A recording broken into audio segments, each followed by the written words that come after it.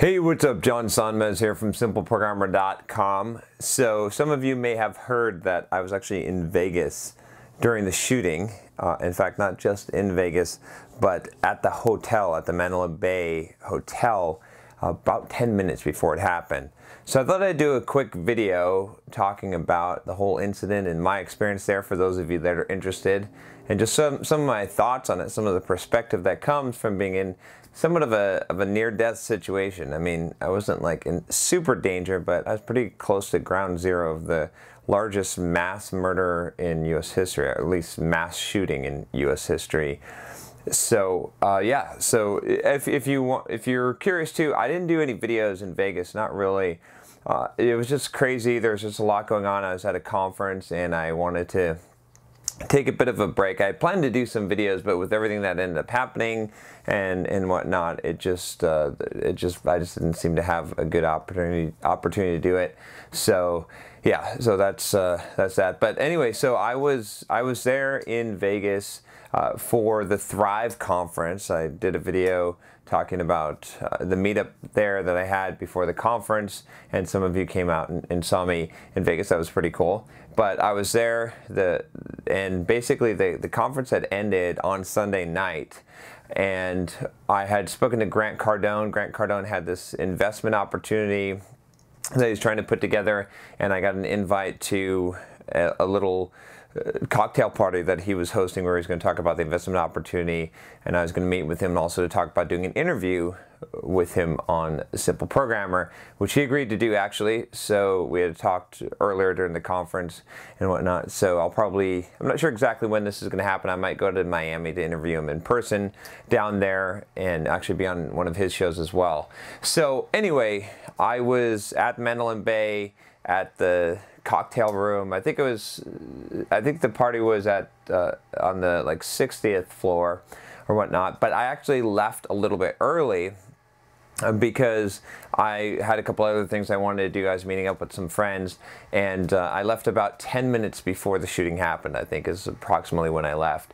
And so it was a good thing, otherwise I would have been trapped in that room. I guess everyone who was still there basically had to get moved to another room and had to lay on the ground, and it was kind of crazy apparently. So anyway, I went down from there, and actually real kind of weird thing. I don't know if this has any relevance or not, but you know, with some people saying that there might have been multiple shooters, or there was some kind of weird, you know, conspiracy theories. It's kind of funny. I did this video on conspiracy theories, and yet I'm going to say that there might be something weird going on here. But so maybe that changes my mind somewhat. But anyway, I was on my way to the Mandalay Bay to that meeting. I was walking down the strip, and there's this really weird guy. I was walking with a friend of mine, and we were walking down the street, and there's this really just kind of deranged kind of looking guy that started talking, saying something to us. We were looking for the Mandalay Bay and how to get there, you know, how to navigate it.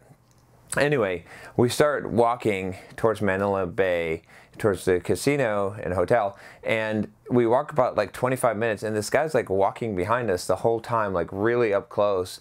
And finally, I'm at the hotel. I turn around and I tell him, hey, are you lost? And he says, I'm looking for the strip. And he looked just really strange, and we had just walked down the strip. So I pointed to him, you know, where the strip was, and then he left. But that was just kind of weird. I felt like something weird was going to happen that night. Like, I don't know, you know, premonition or whatnot. But it kind of freaked me out a little bit. I was like, this is really, really strange. So and then the whole event happened. So anyway, just thought I'd throw that out there as well. But I got to the meeting. Like I said, I left the meeting about 10 minutes before everything happened. I went back to my hotel, and I was standing in the foyer of the MGM Grand, which is right across. We had driven right past the country festival, and it's maybe like a couple minutes walk from the country festival where everything was happening. And all of a sudden, you know, I'm waiting for another friend there. All of a sudden, like the doors, like all these people just start streaming through the doors. And at first my first thought was it was a scavenger hunt, that like maybe, you know, because it just seemed weird. Like people were just running and they seemed excited. I couldn't tell if they were upset or happy or what it was. But then it became pretty apparent after, like, you know, hundreds of people were streaming through the doors and screaming that some shit was going down. So I started running. I grabbed the buddy of mine that was there, and we started running together. And we started running the direction everyone was running. And I'm thinking in my head this time, I'm like, okay, what's going on? Probably something, maybe someone's shooting, or maybe there's some kind of incident happening outside. I asked someone who's running, I was like, what's going on? And they said, there's a shooter, there's an active shooter coming this way. They're coming into the conceals and shooting people. So that was pretty freaky. And I have to tell you, like, honestly, my immediate first thought was, I wish I had a gun, because I'd be running the other direction. Of course, I didn't have a gun on me, but that was my immediate thought, honestly, because you always wonder, you know, again, I'm not saying this to brag or anything, or to just, you know, whatever, but you wonder in that situation what you would do and what you would think. And that was it. I was thinking, I want to go back the other way, but what good am I going back the other way with nothing, with nothing in my hands, right? But if I had a gun, I definitely would have gone the other way. You know, I can say it for sure now, because that was my first thought. So anyway, without anything, I just started running. I kept running. And I started to think, like, you know, which way should I go and what should I do? Because at this point, remember, I didn't know what was going on. It was definitely had my adrenaline pumping, and from my understanding, there was a shooter coming into the casino. So I was thinking, you know, I immediately thought about like Columbine type of situation, about, you know, being trapped in the casino, and maybe I should hide somewhere. Should I go up to my room, my apartment up in the casino, and, you know, what should I do? So my thought was, like, at first I thought I should go to my room, because it's going to be hard for someone to go through all the rooms. But then I thought about how, you know, in Columbine, they were mass executing people in the classrooms, like breaking into the classrooms. So I thought maybe that's not the best idea. I thought about staying inside an elevator and basically like jamming up the elevator, but again, probably not the best idea. I didn't want to be trapped in there. So I avoided the room, kept running out towards the back of the MGM Casino, thinking I would go, you know, out the back there potentially, and that's where everyone was sort of going. And then I went through I was looking at the shops, and I was like, okay, well, maybe what I should do is like break into one of these shops and hide behind a counter, or like get under a counter or somewhere like that, or, you know, or a bathroom stall or something where it's going to be a little bit more out of the open, right, if someone's spraying bullets and whatnot. But again, I thought about, nah, I don't think I want to be trapped, and I wasn't hearing gunshots at that point. It was really kind of hard to tell because so many people were screaming. So I kept on running, ran out the back, actually found a secure area in the casino, and a security guard was coming down there, and me and my buddy who were there, we said, hey, can you let us in, because he's going into a secure area, and he said no. He said, no, I can't let you in. So I mean, all these people are running kind of for their lives, right? And this guy's like, no, I'm not going to let you in, following policy. So that was kind of bullshit. I mean, that guy was seriously a dick. Like, you know, what if there is an active shooter that is shooting inside the casino, and then you don't let people go?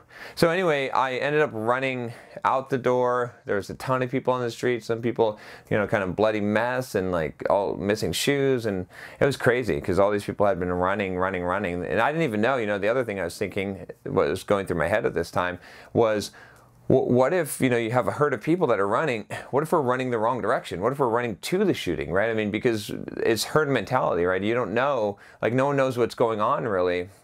And so they could be running in the wrong direction, or you're running into another shooter that started at the other end of the strip. So it was very, very confusing, very definitely adrenaline pumping, you know, very kind of scary situation. So, and trying to figure out what to do. If you've ever wondered what you know it'd be like to be in that situation, I got to find out, and it, you know, definitely wasn't pleasant. But anyway, I ran towards the Wynn Casino, and I saw an Uber driver. I tried to use the Uber app to try to get to the Wynn, and I saw an Uber driver who was sitting outside his car. The Uber app wasn't working, so I was like, "Hey man, will you give me a ride to Wynn?" He's like, "Oh, the app's not working." I was like, "I'll give you $10. Just give you $10. Just take me there." So we got in the car. He took us to the Wynn, and we basically waited out at the Wynn, getting all kinds of crazy reports from the news. Like there's multiple casinos being shot up. There's people running through the casinos. I still don't know exactly what the truth was, because we saw some videos on Twitter that were later deleted, which seemed to indicate that there might be more stuff going on than what was being reported. And within the Wynn Hotel and casino, hardly anyone knew what was going on. They wouldn't change the news, the channel to the news. Not that there was any news, because there was like a news blackout for about the first hour or hour and a half, and so no one was reporting it, even though the shit was going down. It was kind of crazy when you think about it. Like, I mean, at this point, like, people were saying on Twitter that 20 people were killed, an officer was shot, right? And no one was reporting it on the major media channels. And maybe they're doing that just to not give away locations of first responders and whatnot. But it was very strange. There was definitely some strange shit going on there. And yeah, so we ended up staying there until couldn't go back to the hotel. Tried. One of my friends actually that was supposed to meet us ended up getting trapped in his hotel room, and he couldn't leave. He was staying at the MGM.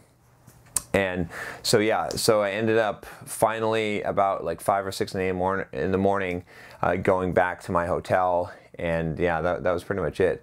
But yeah, I mean, a few things just to dissect it a little bit. Obviously I was okay. I wasn't in any major danger, although, I was at that Mandalay Bay hotel right before it happened, and I was right by the country concert. I mean, I walked by there, right before it happened too. So, and I did run from the MGM casino. But I don't know. Like, it's just one of those weird things where you've always wondered what you would be like or what you'd think in that situation. And I feel like I came out okay. Like, as far as, I didn't freak out. I wasn't even really afraid in the situation. I was just thinking tactically, what should I do? What can I do? What's the best move? Like I said, my first instinct was, if I had a gun, to go back the other direction and take out a shooter, or see what I could do to help in the situation. So, I feel like I passed the test there, which is something you never know until you're tested. Of course, I wasn't right in the spot. I mean, it might have been a different situation then, honestly. So, and then, like I said, I just, I wonder if you would freak out in that kind of situation. At the point when people were running, my understanding, what people were telling me, was that there was an active shooter that was running into the casino. And so again, I didn't feel a huge amount of fear. It was more just tactical, like, what should I do in this situation? What's going to be the best possible thing? Is there anything that I could do to fight back? Where should I go? All these type of thoughts went through my head. But the whole thing is tragic. It's really disturbing.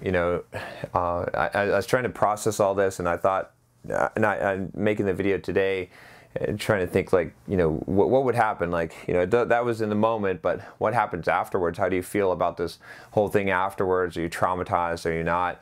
I don't see any, like, lasting. I'm still going to go to Vegas. I'm not afraid to go to places. It doesn't change anything about that, but the whole thing is just very, very tragic. I mean, being there, right there, and being connected to it, and seeing it, it's just a whole different perspective. I mean, you hear these things on the news, right, and you watch this stuff, and you have like this separation, because it didn't happen because you weren't anywhere near there, because you can sort of understand it and you feel bad, but it definitely strikes a much deeper chord for me, having been right there, having been one of the people that was running, having seen some of the people that were at the concert that got messed up. That that's it does take it to a whole new level. So it also kind of makes me really think about life, and and you should too, right? The fact that you could. Who knows how long you have, right? I mean, you could just be at some concert. Any of this stuff can happen. I'm not going to get into guns rights and whatnot, because I don't think that's you know, I don't think that's really that important as far as, you know, to argue about so much as the fact that it doesn't matter if it's a shooting or whatever it is. You know, life is short, that anytime, anything could take you out at any time. And that's, you know, so that's why you got to be living to your maximum. You got to be doing your potential, and you can't accept, you know, just living a plain, boring, ordinary life, because you don't know how long you have. You don't know how long, you know, anything like this. I mean, I could have been at the country concert. I could have been, you know, walking out of Mandalay Bay. I could have left, you know, 10 minutes later and been right there when the bullets were spraying down, right? I mean, there's a lot of what ifs. So yeah. So anyway, it was crazy. It was definitely got my adrenaline pumping. Definitely was exciting, and but yeah, tragedy. I can't believe it. It was just I feel bad for everyone, you know, who wasn't as fortunate and lucky as I was, you know, who was in the actual wrong place at the wrong time. So yeah. Anyway, that's my story. I thought I would just share it, because a lot of you are probably wondering about it and wondering what happened.